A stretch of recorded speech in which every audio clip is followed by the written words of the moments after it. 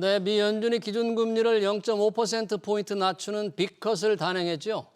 2022년 3월부터 시작된 통화 긴축이 끝난 건데요. 빅컷의 의미와 글로벌 시장에 미칠 영향 전문가들과 토론해 보겠습니다. 장재철 KB국민은행 자문교수, 이경민 대신증권 FICC 리서치 부장 나오셨습니다. 어서 오세요. 예, 네, 안녕하십니까. 반갑습니다. 네, 안녕하십니까. 자, 지난 연준 중에 미 연준이 빅컷을 단행했습니다. 0.5%포인트. 시장의 전망이 좀 있었긴 합니다만 그래도 0.25%포인트 아니겠느냐 이렇게 예상을 했는데 빅컷을 단행한 이유. 우선 장재철 교수님, 왜 연준이 빅컷을 선택했습니까? 아마도 제일 큰 것은 지난 7월 달에 이제 정책 금리를 동결하지 않았습니까? 그리고 나온 다음에 그 미국의 고용 시장에 대한 데이터들이 나쁘게 나왔어요. 실업률이 4.3까지 올라가고 또 민간 부분에서의 고용자 숫자도 줄게 되고 이런 부분이 연준으로 하여금 경기가 지금 생각했던 것보다는 좀 안 좋은 거 아니냐 이런 우려를 자아내게 했었는데요. 그때 사실 시장에서는 일부 50bp에 대한 인하 가능성을 예상한 곳도 있었습니다. 그렇지만 그 이후에 발표된 소비자 물가라든지 아니면 생산자 물가 부분에서 우리가 소위 식품과 그 에너지를 제외한 코어, 핵심 물가 있지 않습니까? 이게 좀 생각보다 좀 높게 나오면서 그러한 전망들이 다시 수그러드셨었는데요.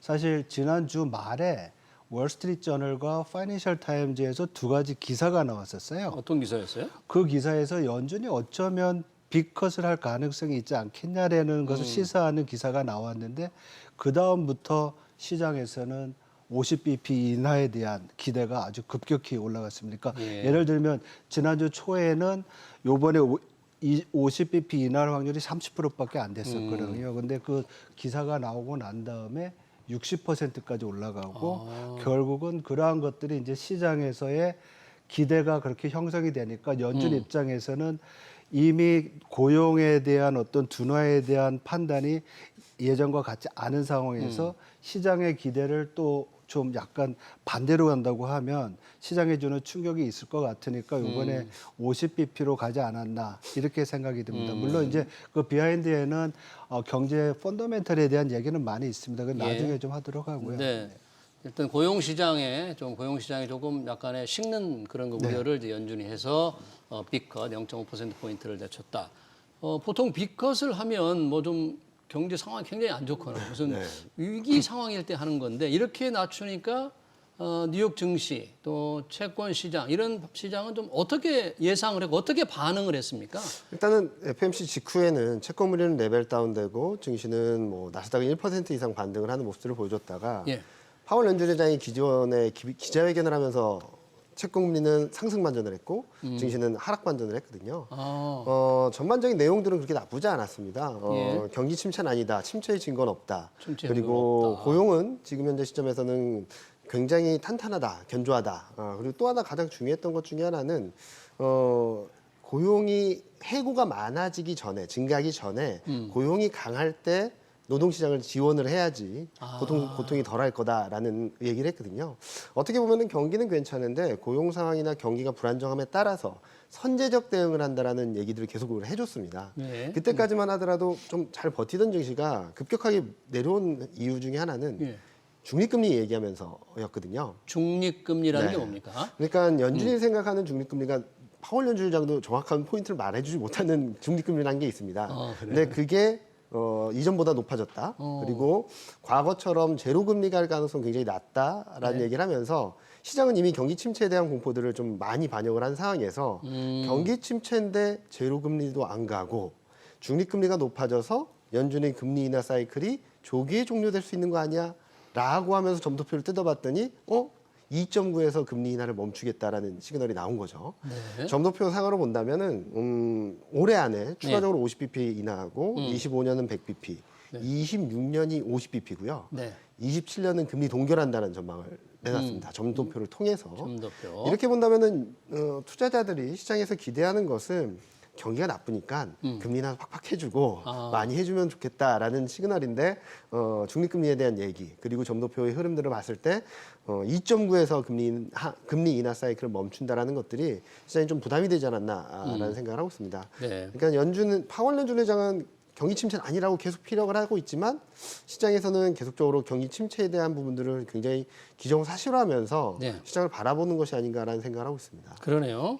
자, 지금 이경민 부장께서 이제 그 점도표 미래의 그 연준 위원들이 예상하는 금리 어떤 목표치 연말 이런 거 미리 말씀을 해주셨지만 조금 시청자들 이해를 돕기 위해서 그럼 점도표 상으로 보면 조금 뜯어본다면 앞으로 금리 인하를 얼마나 더 할 건지 내년은 어느 정도 몇 차례를 할 건지 한번 조금 그런 게 좀 구체적으로 예상을 할 수가 있나요? 이 점도표를 보면?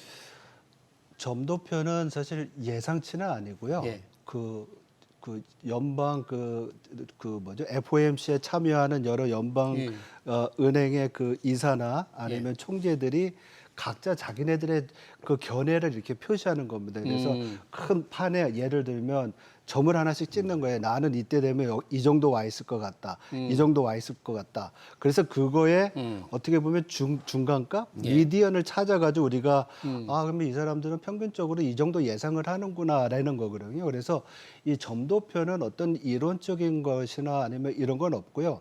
이 연준 통화정책회의에 참가하는 사람들이 각자 가지고 있는 거에 대한 어떤 뭐 서베이 평균값이다 이렇게 보시면 될 것 같아요. 그렇지만 이러한 기대는 결국은 투표로 나타나는 거고 요번에도 12명 중에 이제 한 명이 바우만 이사가 바우만 총재인가요? 이사가 요번에 반대했잖아요. 그게 2005년 이후에 처음이라면서요. 네, 맞습니다. 총재가 반대를 하는 건 반대라는 건 이제 빅컷에 대한 반대를 했다 그렇죠. 그런 얘기죠. 다른 사람 11명은 50bp 가야 된다. 하는데. 근데 나는 25bp 가겠다. 이렇게 얘기를 한 거죠. 아, 그런 게 거의 없었습니까? 여태까지는 그 소위 말해서 파월 의장 같이 이제 의장이 잘 조율을 해서 이제 가자라고 얘기를 하는데 요번에 반대표가 나왔다는 것은 그만큼 우리 시장이 그 혼란에 빠졌던 것처럼 이사들도 그만큼 결정하는데 굉장히 고통스러웠다라는 걸 반증하는 것 같습니다. 네. 그래서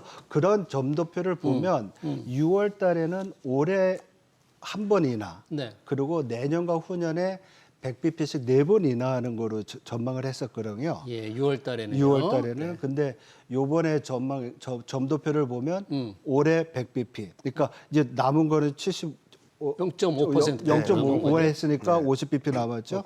그리고 내년에 100bp. 1%포인트 그렇죠. 남았고. 1% 남았고 그다음에 50bp. 그래서 2번 내리는 거. 보통 우리가 한 번 내릴 때 25bp씩 얘기하니까. 내린다면, 예. 그래서 이번에 보면은 이제 우리 부장님도 말씀하셨지만 선제적이다라는 표현을 했지만은 금리 인하를 인하 사이클의 앞부분에 모아놓는다. 프론트 로딩한다.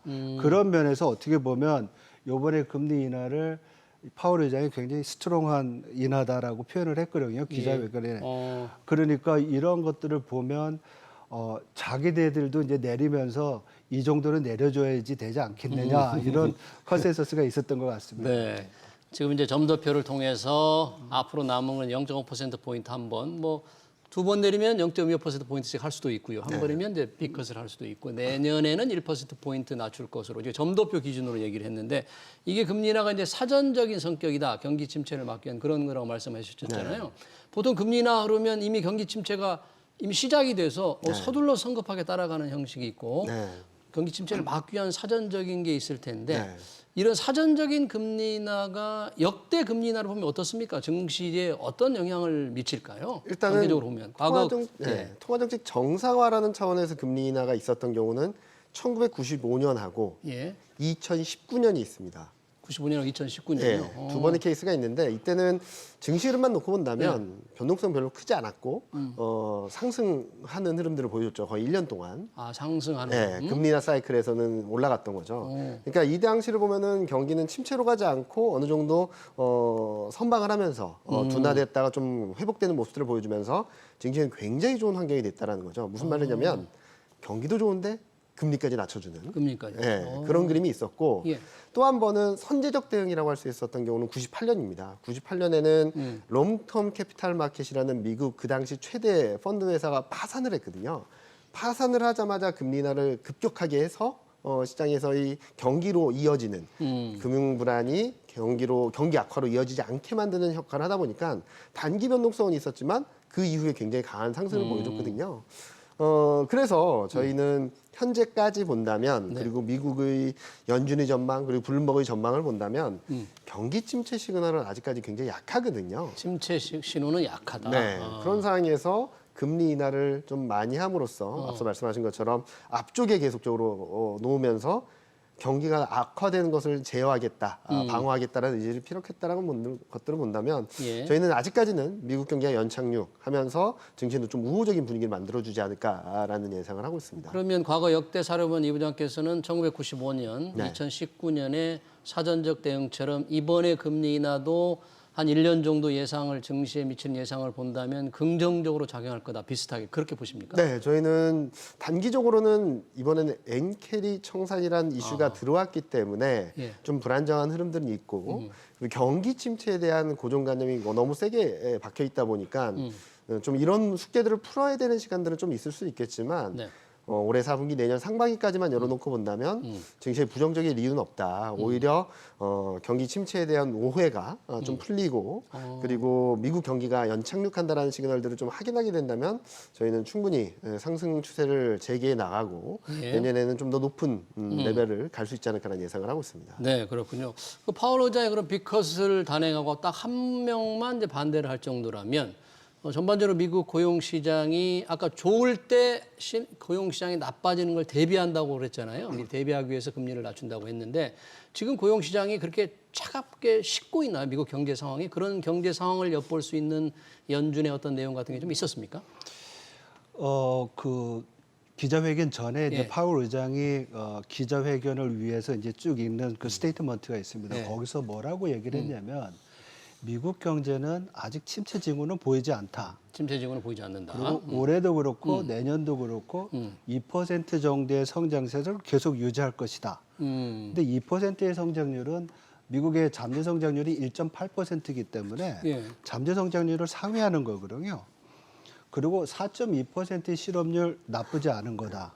지금 4.2%인데 연준이 지금 요번에 그 경제 전망 썸머리에서 올해 그 실업률을 기존의 4%에서 올해 말에 4.4%로 올렸어요. 예. 근데 4.4%도 파월 의장의 얘기에 따르면은 4% 아래쪽이거든요. 4.5 안 넘었으니까. 4% 대중에서도? 그러니까 뭐라고 표현했냐면 4.5% 아래쪽의 실업률은 괜찮다. 그러니까 이렇게 보면 경제 괜찮은데 왜 내리지? 왜 이렇게 이제 빅컷을 고민하는 생각할 수도 거예요. 있는. 저는 그래서 기자회견을 사실 2번 봤습니다.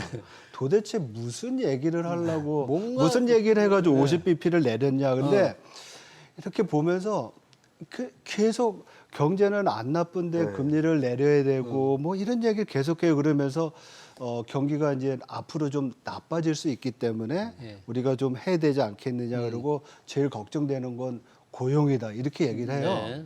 그러면서 또 뭐라고 얘기하냐면 지금 고용 시장은 강건하지만은 곧 실업률이 좀 올라갈 수도 있을 것 같다라는 또 이상한 얘기를 하는 거예요. 그러니까 이 사람들이 지금 봤을 때 통화정책에서 듀얼 맨데이트라고 그래서 하나는 물가 안정이고 물가, 하나는 고용, 완전 두 가지 맥시멈 목표. 인플로이먼트잖아요. 예. 최대 고용을 하는 건데 이제 인플레이션에 대한 걱정은 완전히 접은 것 같고요. 사실 저는 50bp 인하 가능하다고 봤다가 25bp 인하로 돌아선 것이 지난 8월 달에 그 코어 인플레이션들이 높아진 것을 보고서 연준이 좀 딜레이할 수 있겠다는 생각을 했었는데 예. 요번에도 그 코어 인플레이션이 올라갔던 것이 주거비가 많이 올라가서 그랬던 거거든요. 집값이요? 네. 근데 기자회견 중에 그런 얘기를 해요. 집값이 좀 올라간 건 있지만은 앞으로 봤을 때 그 월 렌트비가 우하향할 것으로 보인다라는 얘기를 해요. 예. 그 얘기는 이런 코어 인플레이션에서의 어떤 그 주거비 인상 부분을 많이 자기는 고민 안 한다라는 얘기거든요. 그러네요. 예, 그래서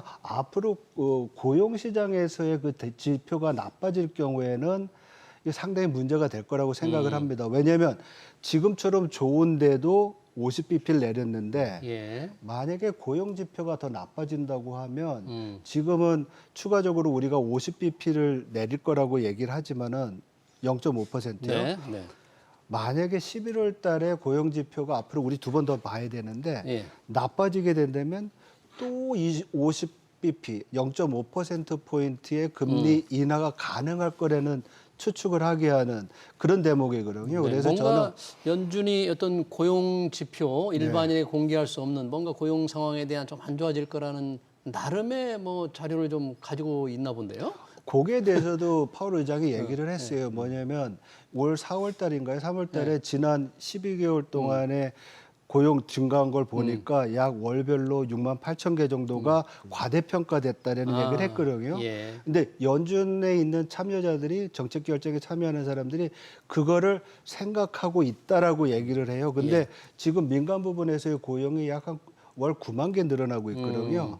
9만 개에서 약 7만 개를 빼보면 2만 개밖에 안 늘어난다는 거죠. 그러네요. 그러니까 네. 아마도 연준에서는 이렇게 민간 부분에서의 고용이 실제적으로는 굉장히 미약하고 이것이 현실화될 가능성을 감안한 거 아니냐 이렇게 좀 생각해 볼 수 있을 것 그러네요. 같습니다. 자, 이렇게 금리 인하를 사전적으로 경기 침체를 막기 위해서 한다고 할 경우에는 또 전반적으로 한 1년 동안에 걸쳐서 과거에 보면 증시 시간이 조금 우호적인 환경이라고 했는데 그럼에도 불구하고 뭔가 이게 그 경기 침체가 올지 모른다는 걱정이 좀 있잖아요. 네. 이런 때 증시 투자자들은 이런 때 어떻게 대응을 주로 해야 됩니까? 환경의 어떤 변화에 맞춰서 대응을 해야 될 텐데 일단은 지수 레벨이 어딘가를 좀 봐야 되겠죠. 지수 수준. 네.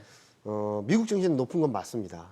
여전히 고점권에서 등락을 반복하고 있는데 코스피는 이미 경기 침체를 일정 부분 선반영한 수준까지 내려와 있다라고 생각하거든요. 예. 12개월 선행 PER 기준으로 본다면은 8배 수준에 머물러 있고 PBR도 0.9배 이하라고 본다면 예. 뭐 좀 많이 내려와 있지 않을까라는 생각을 하는 정도고요. 그렇다면은 지금 현재 상황에서 경기 침체가 현실화되느냐 안 되느냐의 문제라고 생각합니다. 예. 만약에 단기간에 경기 침체가 현실화되게 된다면 진짜로 좀 반등시 매도 전략을 가야 되겠죠. 만약에 경기 침체 현실화된다면 현실화된다면. 반등할 때 매도. 네. 네. 그런데 만약에 경기 침체가 아니라는 시그널들이 하나둘씩 확인되게 된다면 조정시 매수가 맞겠죠. 불안정한 흐름이 나타날 때는. 예. 그러면 어떻게 경기 침체를 판단하냐? 솔직히 말씀드리면은 저희도 경기 침체 아닙니다라고는 하지만 저희 전망이 후행적일 수도 있고 그리고 어떻게 보면은 연준도 선제적으로 대응한다고는 하지만 의심받는 상황에서 저희가 후행적인 거 아니냐라는 공격을 받을 수도 있잖아요. 뒷북치는 거 아니냐 뭐 이런 그렇죠. 거죠.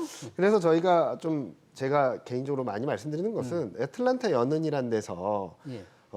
경제 지표가 발표되는 대로 해당 분기 GDP 성장률을 전망치를 추정을 해줍니다. 네. 그게 주간 단위든 일간 단위든 경제 지표가 발표될 때마다 업데이트를 해주는데요. 예. 3분기 GDP 성장률 전망 미국 기준으로 본다면 2.9거든요. 2.9. 네. 굉장히 높게 굉장히 전망을 했네요.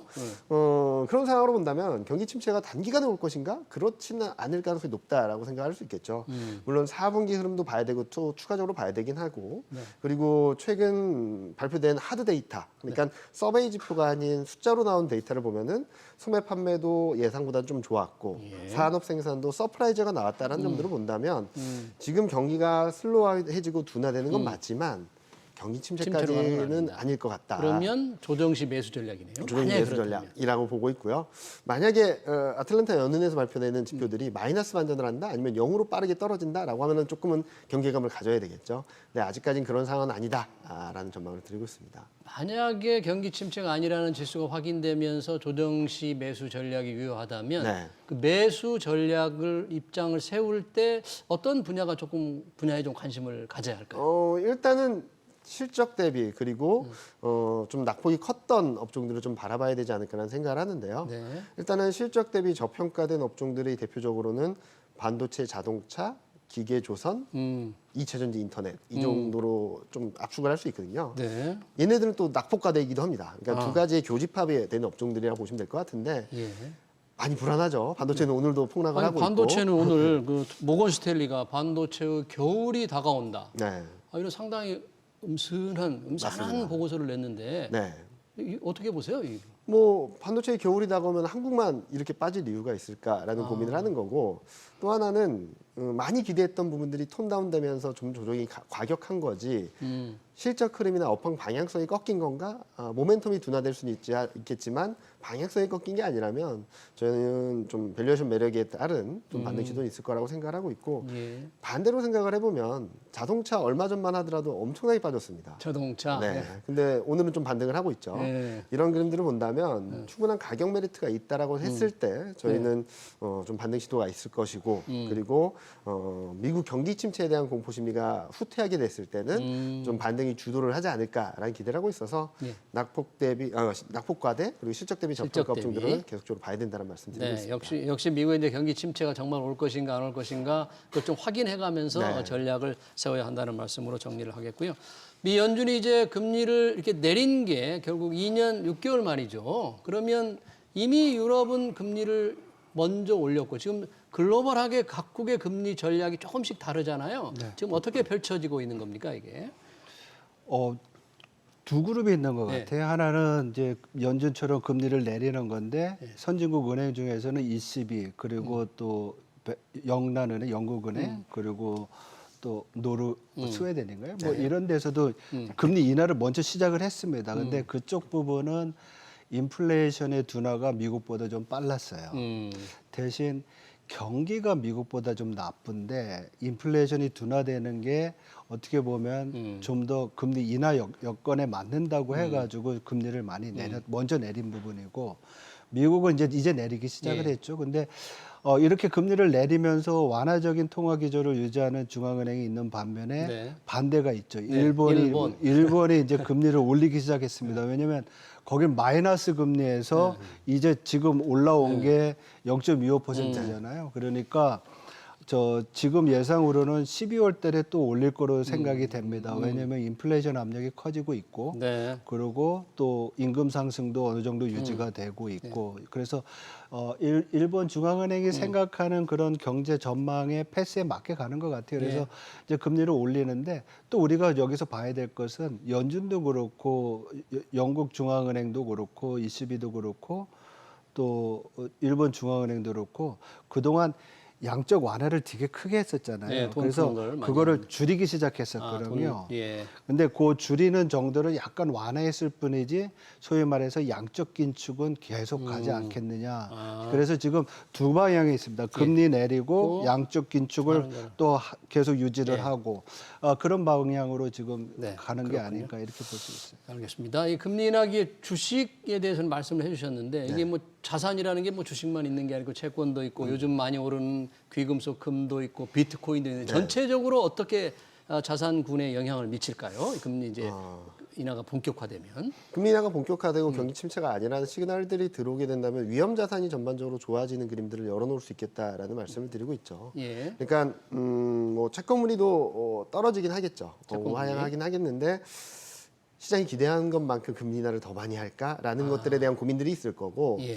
지금은 금리 인하와 경기 침체가 같이 맞물려서 채권물이 3.6에 가까운 미국채 기준으로 10년물을 3.6을 가까운 그림을 만들어 놨는데 만약에 경기가 침체가 아니라고 한다면 금리 인하 사이클이 지속된다고 해서 최근과 같은 급격한 채권물의 레벨 다운이 이루어질 수 있을까라는 고민을 하는 거죠. 그래서 저희는 채권 금리 자체가 반등을 하면 좀 트레이딩을 할 수 있다라고 보는데 쭉 내려가는 그림은 아닐 수 있다라는 원래 생각을 금리 하고 인하기에 채권 금리가 좀 떨어질 수 있지만 그렇게 지속적으로 큰 폭으로 떨어지기는 여러 가지 좀 제한이 있을 것이다. 예. 그리고 또 하나는 이제 위험 자산 같은 경우는 지금 경기 침체 공포가 다 억누르고 있다라고 생각하고 있거든요.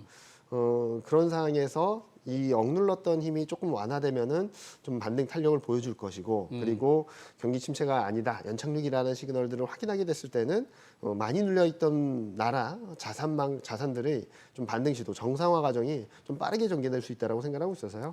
저희는 지금 시점에서 어떤 자산이 좋다라기보다는 많이 내려와 있는 많이 눌려 있는 그런 증시 그리고 그런 자산군 좀 관심을 가져보자는 말씀드리고 있습니다. 네, 자 연준이 금리를 이제 내렸기 때문에 관심은 우리 한국은행 금융통화위원회로 쏠리고 있습니다. 한은에서 뭐 연준이 금리를 내렸으니까 우리도 내리지 않겠느냐는 전망이 우세한데 장 교수님 뭐 우리도 그럴 여건이 지금 이제 되는 거죠? 괜찮은 거죠?